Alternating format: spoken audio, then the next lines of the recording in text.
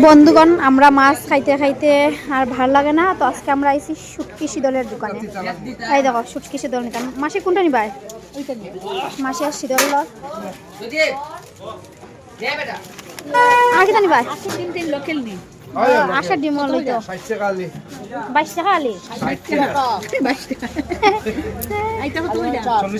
আমরা এটা খাই, এইটা ভাল লাগে, খাটা কম হয়।